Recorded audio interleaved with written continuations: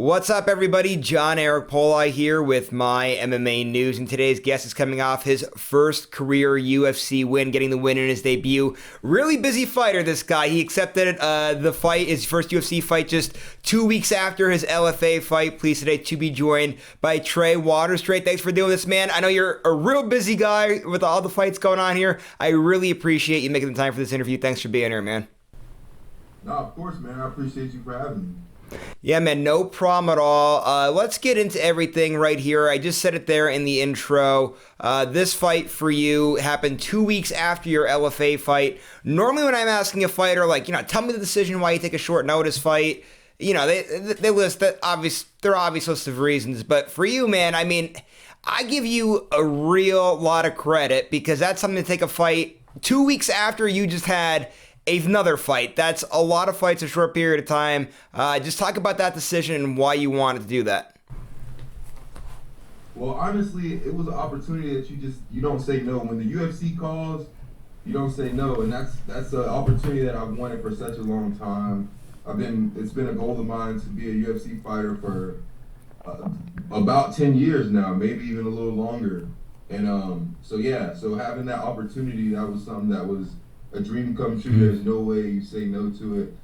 Even though I did just fight, I just fought like a few days before I got the call, and it was a week's notice, and it was a good opponent.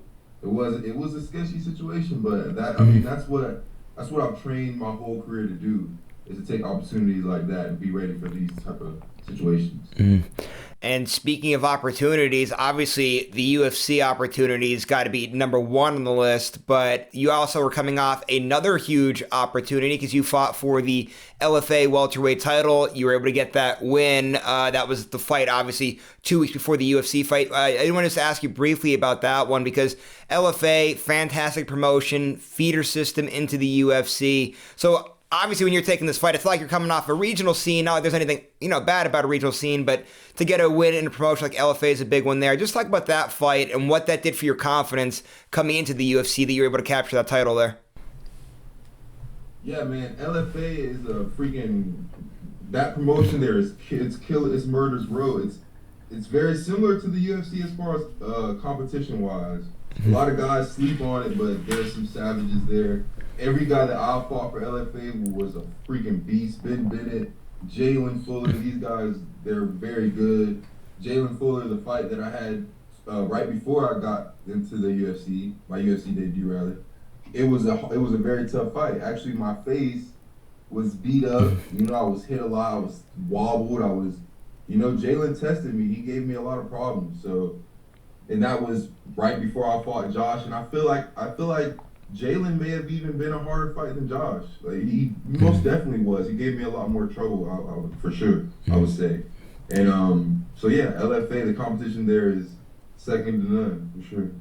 Absolutely. Nothing but respect for the LFA promotion. It's been producing a lot of high-level UFC talent for a long time now. Just one other thing I got to ask you about before we get into this UFC fight here, and this is just a question, I guess, for me personally, right? You came in 6'5", you're the tallest fighter in the welterweight division. I got to ask, what's that weight cut like, man? Do you have to cut a lot of weight? Because you look huge inside of the octagon. Yeah, I do have a huge frame, and that's a lot of people have been. I've been noticing in the comments, a lot of people calling me a weight bully. So everyone thinks I'm freaking just humongous, but honestly, one thing I wanted to mention is my whole amateur career I fought at 155. Crazy. Whole amateur career I fought at 155. I had about 10 fights as an amateur, so I made that cut a lot of times. That was a horrible weight cut. But honestly, me at 170 right now, it's not a bad weight cut. I walk around 185 to 188, and I don't know. I shed the weight super fast when it's time to cut weight. I've never missed weight. It's easy. I mean, I fought Jalen a championship weight. I was 168.8. 2 weeks later, I fought Josh, made welterweight, no problem. And I fought all 3 rounds. I had no problem at all. So the weight cut's not bad, man. I believe I have probably an easier weight cut than most guys in the division. Yeah, so a huge frame. I would say, well, that's a good thing that we're able to put all those rumors or all those comments, just debunk them right from the get-go here, that you're not being a weight bully, and not like it would matter anyway. As long as you're doing it within the rules, it doesn't matter. So all that now aside there, let's get into now this UFC experience. Before we get into fight night, I just want to ask you about fight week, because it's a pretty exciting time for a fighter when they make their debut, just being able to take part in the poster signings and the media day, getting that fight kit with your name on it and everything. Just talk about that first fight week experience and just what it was like, and you just taking in all those emotions with it.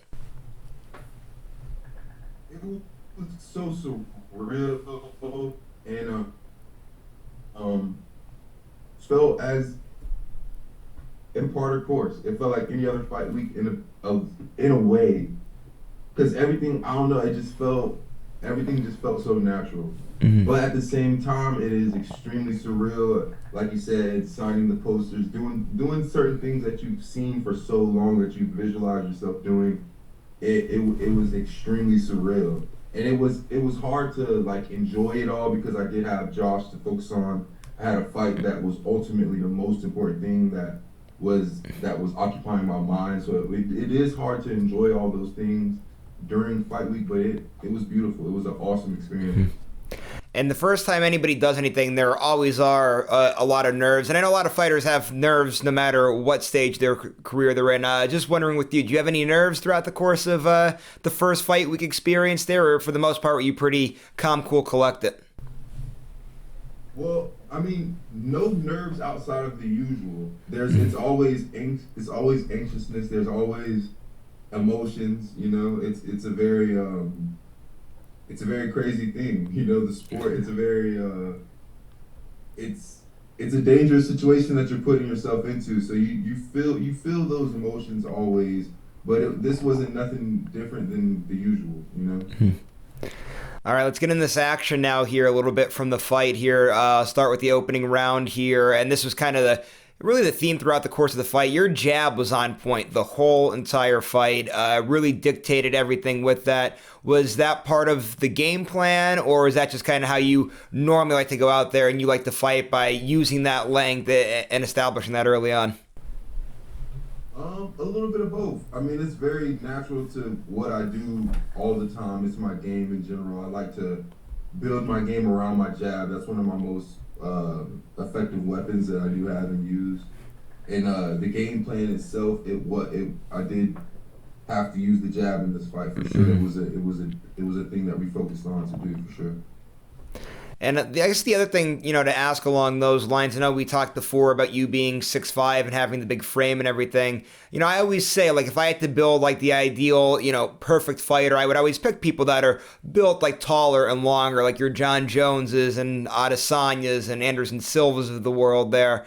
You being a guy that's tall and long, I guess just talk about how important that is to be able to use your length in fights, because it does give you guys such an advantage, but it's a lot easier said than done. There's a lot of tall people that can't use the length, and they like to get into those phone booth fights. So just, talk about that, kind of working on that aspect of the game there.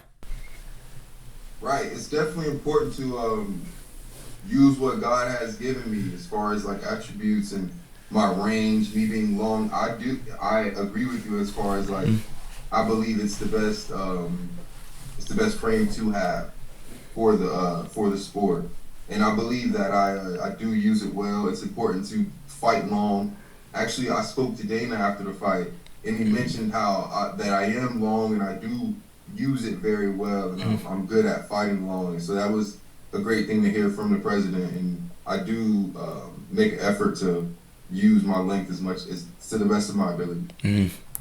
100%. And like I said, you dictated it the whole entire fight. That's essentially the breakdown of the fight, is that in itself is you using that length and using that jab. And the UFC actually posted a photo on their Instagram too from the fight of Josh's face being all beat up and battered and bruised. So I guess just one more question along the lines of this fight, just how tough was Josh to be able to eat those shots like that, because you were really hammering away on him?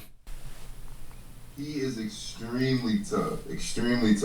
There were shots that I put a lot of guys out with, that I hit him with, and he ate them. There was times where he was hurt, he was wobbled, and I just wanted to stay patient. I didn't want to jump and put myself in a bad position. But Yeah, the dude is extremely tough. He's extremely tough. All right, so now you get the win here. Just what were the emotions like afterwards? Like being able to hear your name get announced, get your hand raised in the octagon, and I mean, I just celebrate the win afterwards. You're in Las Vegas. You know, you've been through a lot. What was the celebration like? Well, man, it's a dream come true, man. It's just hard to even take in the emotions, and even harder to explain it. But as far as what I did after the fight, I actually have a little bit. I have a few injuries, and I'm not able to walk around like I would have liked to. So I actually had to go. I didn't do too much after the fight. I went back to my room and relaxed with my girlfriend, honestly. So I guess the obvious question of what's next, I'm going to go ahead and guess the answer to that is finally get some rest because you've been pretty busy as of late. Yeah, I mean, honestly, to be honest, I've been getting tagged in all type of matchups and stuff like that on Instagram, and they're real intriguing. And I wish I could honestly jump right back in because I would, but I actually unfortunately have a few injuries that I'm gonna have to let recover, and might have to do a couple things. So we're just trying to let that play out, see what's gonna happen with that. But as soon as I get that all taken care of, I will be right back in there. All right, man. I've got one last thing for you here today before I let you take off. I know you mentioned earlier about talking to Dana White, UFC president, after the fight, and him giving you those compliments. I just want to ask just a little bit more about that. Just what was it like meeting Dana, being able to speak to him? Did he offer anything else for you outside of that little conversation there? Because, I mean, I don't know. I've never met Dana yet, but I think he's a cool guy. He seems like a pretty cool guy. That's at least my opinion, and other people might say differently, but my opinion is he seems like a pretty cool dude. I mean, he's an extremely cool dude, and that was an extremely crazy moment. Like that, like I can't find the words for that. That was a complete like dream come true type moment. Like for him just to have positive things to say to me and congratulating me, and it was just a dream come true. He didn't offer me anything, but I see some big things happening with the UFC in the near future for sure. Trey, it's been a pleasure talking here today, man. I really appreciate the time. Congratulations on the first UFC win of your career. I'm sure it's going to be the first of many. Just last thing before you head out for the day, go ahead, plug your social media so people know where to follow you at. You have any management, sponsorship opportunities, anything like that you got to plug? Floor is yours. Take it away. Yeah, thank you, brother. Yeah, man, my management company is. Whoa, what happened? Oh. My management is Iridium Sports Agency. They're the best in the world. Jason House with Lance and all those guys. They're the best in the world. And as far as my Instagram, it's Trey the Truth UFC. And yeah, that's about all the social media I got for the most part.